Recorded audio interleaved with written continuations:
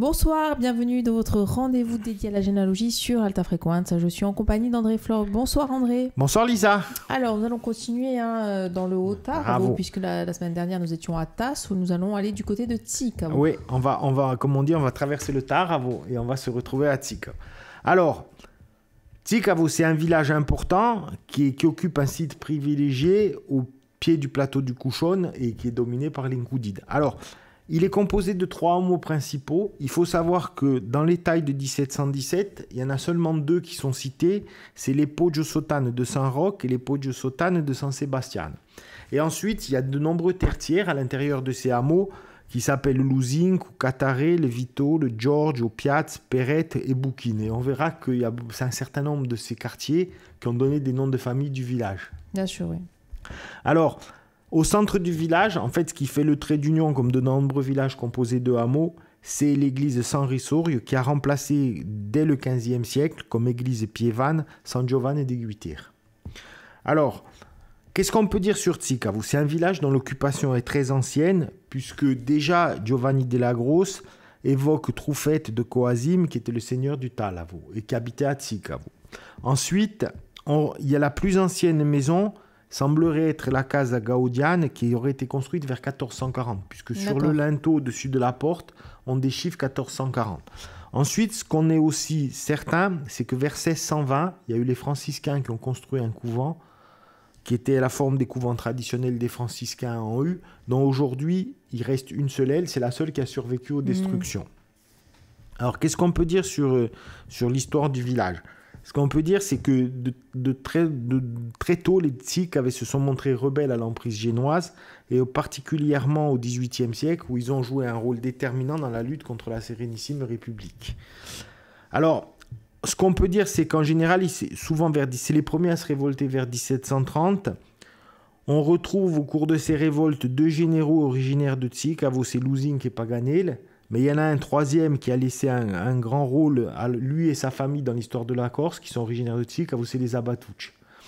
Et le premier parmi ses membres, on en retiendra le général Jacques Pierre, qui est né en 1723, qui fut contemporain de Paul, et dont on peut dire que la relation avec lui fut des plus compliquées, puisqu'il fut à la fois ennemi, ami, ensuite il l'a protégé, et il en fit même le parrain d'un de ses fils. Et on sait qu'ensuite, il rejoint l'armée d'Italie, où il fut général de brigade et de division, avant de mourir à Tsic, à 90 ans, en 1813. Ce qui, à l'époque, était quand même déjà, vu la vue qu'il a mené, un record. Ensuite, qu'est-ce qu'on peut dire ? On peut citer son fils Charles, qui fut le défenseur de Huning, où il mourut en héros en 1796, et il fait partie des Corses qui ont leur nom gravé sur l'Arc de Triomphe à Paris. Et ensuite, un autre Jacques Pierre, qui est le petit-fils du général mort en 1813 et le neveu de Charles, qui est né en décembre 1791 et qui fut le garde des Sceaux sous Napoléon III et qui a occupé une place importante dans la politique, on va dire. Voilà. Alors, on va parler peut-être un petit peu des sources aussi. Oui. Au niveau des sources, là aussi, on a affaire à un gros village. Oui. On est riche en sources, justement. Alors, Tsic-Avou, on a une collection très riche, puisqu'elle commence en 1692. Donc, il fait partie des villages qui font partie des collections les plus anciennes. Malheureusement, elle n'est pas continue, je veux dire, à la fois pour les mariages et les baptêmes. Alors, ce qu'on peut dire, c'est qu'ensuite, les mariages, ils s'arrêtent en 1695, donc on va dire qu'il y a 3 ans. Et ensuite, ils reprennent en 1713, mais la collection est complète jusqu'en 1796. Pour les naissances, elles s'arrêtent dans la première étape en 1709 et ensuite elles reprennent en 1713 et collection complète jusqu'en 1796.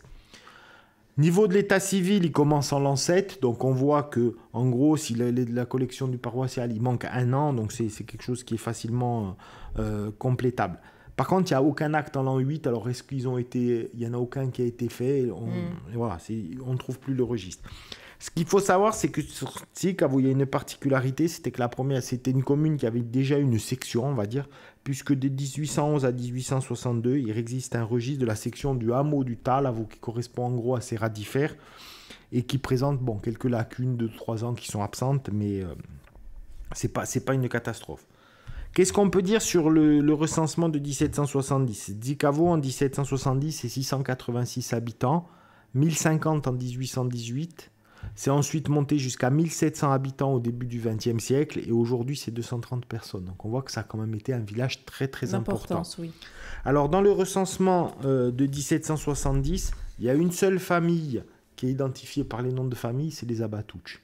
Tous les autres sont identifiés par leur prénom suivi de celui de leur père. Bon, les Abatouch, c'est normal, les familles évidemment d'importance. Alors par contre, on va voir quelque chose qui est quand même assez particulier à Tsikavo. Alors bon, les recensements, il y a 12 recensements qui sont en ligne sur le site du Conseil départemental de la Corse du Sud et qui vont jusqu'en 1906. Par contre, au niveau des tailles, alors on a les mêmes tailles, on a 1664, on a ensuite la 1713, 14, 15, 16, 18. Par contre, sur les tailles de cette époque-là, il y a déjà des gens qui sont identifiés par des noms de famille. C'est-à-dire qu'on retrouve à peu près, où on retrouve des noms de famille du Sartenay, mais avec un orthographe un peu différent. Par exemple, on retrouve des Luzink, des Paganel, Lech, on retrouve des Kodachon, mais avec un seul C et qui se termine par un E.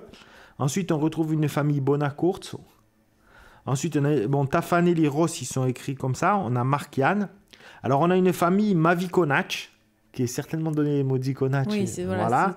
Ensuite, on a la famille Pédinel, qui a certainement donné les Pédiniel, une famille Tramon et une famille Biancone avec un E. Et eux, ils ont déjà, dans la taille de 1717, ils sont déjà notés avec le... Alors, derrière le nom et le prénom, il y a ce qui se ressemble à un patronyme.